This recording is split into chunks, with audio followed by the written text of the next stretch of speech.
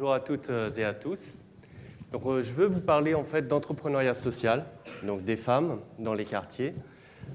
Donc aujourd'hui, on ne va pas parler de Marc, on ne va pas parler de Paul, de Jeanne, de Carole, mais on va plutôt parler en fait de Fatoumata, Bouchra. On va parler de toutes ces femmes en fait qui habitent nos quartiers prioritaires et qui veulent entreprendre.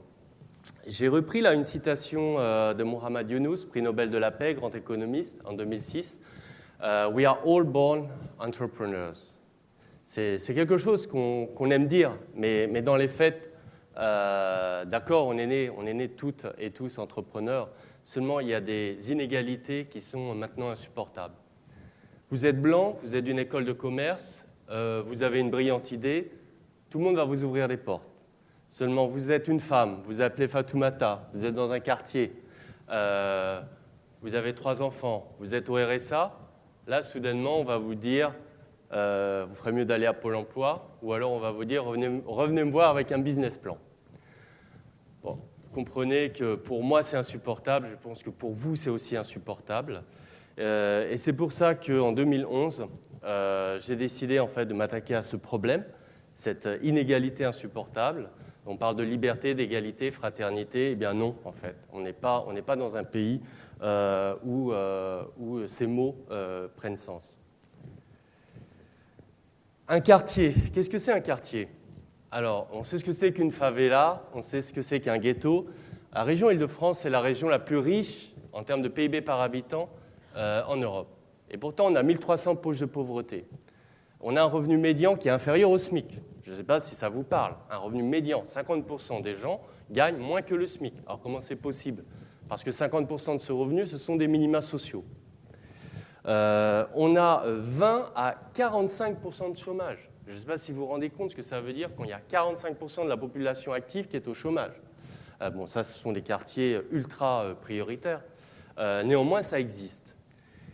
À côté de ça, il y a une richesse interculturelle. On a des femmes, on a par exemple à la Courneuve, sur 30 000 habitants, on a plus de 95 nationalités représentées. On a des femmes qui ont un passé, qui ont été entrepreneurs dans leur pays, qui sont issus de l'immigration et qui habitent là. Et à côté de ça, devant cette richesse, on s'est dit, on va essayer de créer de l'emploi, on va essayer de résoudre ces besoins sociaux, ces besoins sociétaux. Et puisqu'on a cette richesse, autant partir avec un partenaire d'excellence qui est HEC, puisque HEC, c'est le leader mondial de la formation des cadres dirigeants. Et donc, on a souhaité travailler avec eux pour s'attaquer à cette inégalité. Innovation sociale. Alors, comment en fait, on arrive à créer de l'emploi, à résoudre des problèmes sociétaux dans nos quartiers, tout en créant de l'emploi non délocalisable? C'est le challenge, en fait. C'est le challenge qu'on relève. On a mis en place un processus en 7 étapes. Je vais aller rapidement ici, puisqu'on va les voir, on va les parcourir ensemble. On commence par un dispositif de sensibilisation, d'émergence à l'entrepreneuriat social dans les quartiers. On établit des feuilles de route avec des grands, comme Accenture, avec un mécénat de compétences. On arrive bien sûr à un certificat par HEC pour ces femmes. On a un suivi mensuel. On a un mécénat de compétences. Là, on a trouvé un partenaire, la Fondation L'Occitane, en Provence, qui nous met à disposition des cadres. On introduit une dynamique collaborative et enfin, on a réussi à avoir un partenariat avec un investisseur privé pour mettre en place un espace de coworking. L'émergence, qu'est-ce que c'est l'émergence? C'est d'abord un sourcing extraordinaire dans les centres communaux d'action sociale, dans les maisons de l'emploi, dans les associations communautaires sénégalaises, comoriennes, indiennes, pakistanaises, chinoises. On cherche des femmes qui ont cette intention entrepreneuriale.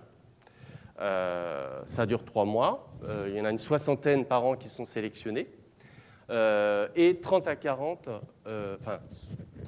qui sont finalement sélectionnées dans notre formation. Les techniques en fait sont issues de l'éducation non formelle. Donc on n'est pas là dans un amphi en train de leur parler de grands concepts économiques, etc. Le but c'est pas là. Le but c'est de l'energizing, de la confiance en soi, la lutte contre l'autocensure. Yes, you can. On est dans ces logiques où en fait, on cherche à refaire prendre cette place en fait, à la femme. Elle est née entrepreneur, comme vous et moi. Seulement, la société l'a tellement bassinée avec des concepts vieux d'avant-guerre que finalement, elle a du mal à retrouver cette position. Donc là, on a travaillé avec des coachs, beaucoup d'ateliers collaboratifs, des intervenants exceptionnels. J'ai mis là en photo Desa, qui est l'une de notre coach. Desa a créé un cabinet qui s'appelle Esthétique et Handicap, polyhandicapés. Ce sont des gens comme ça qu'on fait intervenir. Une boussole pour permettre aux femmes de s'orienter dans leur parcours, c'est l'émergence. La deuxième phase, c'est la feuille de route. Là, on fait intervenir des étudiants des grandes écoles et on définit 3 best wins pour ces femmes, 3 actions clés qu'elles doivent conduire. Ça nous mène, après 2 mois, à un certificat, donc grande cérémonie. Le responsable de la grande école HEC leur remet ce certificat en personne. On a en fait une cérémonie très festive, on a de grandes fiertés. J'ai vu Geneviève, par exemple, qui est là dans la première diapositive, qui pleurait, qui disait qu'effectivement c'est son premier diplôme à 65 ans.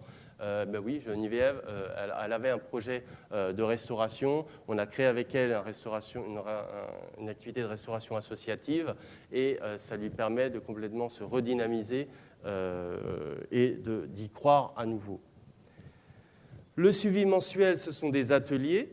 Donc là, on a l'Agence nationale du service civique qui nous a mis à disposition un volontaire, donc Massanger, qui a fait son MBA en stratégie marketing, qui aide les femmes dans leur parcours. Le mécénat de compétences, on le structure avec 2 partenaires, la Fondation L'Occitane, avec la gestion des ressources humaines, qui fait un petit diagnostic au niveau de la femme, voir un petit peu ses points forts, ses points faibles, avec qui elle va s'encadrer, est-ce qu'elle va prendre des stagiaires, des services volontaires, des salariés, etc. Est-ce qu'elle-même va être salariée ou patronne de sa propre entreprise sociale. On a un autre partenariat avec l'Agence pour la diversité entrepreneuriale qui nous met en relation avec 300 ou 500 entreprises. Et là, on a plus un coaching, un tutorat, un conseil en organisation. La 6e phase, et là on y tient beaucoup, puisqu'on est dans l'économie sociale, c'est les dynamiques collaboratives. Imaginez 144 femmes formées, issues de 39 quartiers différents. Dans ces quartiers, en fait, les problématiques, elles sont toujours les mêmes. On a les problèmes de garde d'enfants, on a les problèmes d'incivilité, on a des problèmes d'accès à la mode, au bien-être. En fait, ce qui se passe à la Courneuve ou à Clichy-Montfermeil ou à Grigny ou ailleurs, c'est quelque chose de transférable. Donc on veut que ces femmes travaillent ensemble. Donc on a créé en fait plusieurs grappes thématiques, du handicap au tourisme solidaire, avec une dizaine de femmes qui ont des projets similaires. Et on a testé cette méthodologie avec la grappe restauration traiteur. Donc ça s'inspire en fait des dynamiques de cluster. Là, vous avez sur la photo 5 femmes qui ont tous leurs projets à trait en fait à la restauration. L'une a un food truck, l'autre a un café solidaire, l'autre a fait des découvertes culinaires pour faire la promotion de la diversité dans les entreprises. Et la dernière, Cherish, crée des parenthèses enchantées dans les entreprises pour concilier en fait les salariés avec leurs dirigeants. Donc, toutes ces femmes se sont mises ensemble. On a gagné un petit marché de 1 700 €. On a mis en place ça dans une entreprise. Et on fait tourner ces grappes thématiques dans différents quartiers en invitant les habitants, en invitant d'autres femmes en fait, qui ont cette intention d'entreprendre, mais qui veulent rencontrer en fait, des femmes qui ont réussi à passer le pas. La dernière phase en fait, que l'on a voulu mettre en place, c'est un coworking. Et alors là, donc, on avait un investisseur privé donc, qui détient, il faut savoir qu'aujourd'hui, le centre commercial de la Cité des 4000 appartient à un privé. C'est une société d'investissement privé. Mais c'est pareil à Sarcelles, c'est pareil à Épinay. Ces centres commerciaux, en fait, n'appartiennent pas à l'État. On lui a dit la chose suivante. Tu as un espace de 235 mètres carrés, eh bien nous, on va l'occuper. D'accord ? On ne va pas payer de loyer. Par contre, tu vas même nous autoriser à gagner de l'argent. Donc, c'est comme ça qu'on a démarré avec des concepts de pied-à-terre, de bureau de passage. Donc, pour 20 € par mois, on dit à une femme, viens quand tu veux, c'est ouvert, prépare ton projet, ça te coûte que 20 € par mois. On a mis en place aussi une gouvernance participative. Donc, je vais vous dire, je suis gouverné par des femmes entrepreneurs. Le conseil d'administration, c'est 9 personnes, c'est 4 entrepreneurs. C'est aussi 2 chercheurs. Et on a un modèle économique compliqué avec 14 sources de financement, de l'État à la région en passant par l'Europe, du chiffre d'affaires. 25% de notre revenu aujourd'hui, c'est du chiffre d'affaires. Qu'est-ce qu'on souhaite faire ? Eh bien, on souhaite évoluer. On souhaite s'autonomiser en fait, des pouvoirs publics. On est à 25%, ce n'est pas encore assez. On est des entrepreneurs sociaux. Donc, on cherche maintenant à se structurer en société coopérative. Donc, l'idée, si vous voulez, c'est avec ces 144 femmes formées, avec ces grappes thématiques du handicap aux problèmes de diaspora, au tourisme solidaire, on veut créer une offre, en fait, à l'intérieur de Projet pour l'emploi, qui est cette association. Et on veut ensuite s'attaquer au marché public, aux grandes entreprises, pour proposer en fait, des services innovants, des innovations sociales. Donc maintenant, c'est l'enjeu en fait, de ces dernières années. C'est donc créer des consortiums, de l'intrapreneuriat à l'intérieur de cette scope, des emplois partagés en communication, en fundraising, avec des jeunes que l'on va utiliser et dans nos locaux. Donc un partenariat entre ces femmes et ces jeunes dans le cadre d'emplois partagés pour créer en fait ces innovations sociales au cœur des entreprises. Je vous ai mis là quelques exemples de projets très concrets de femmes qui ont entrepris.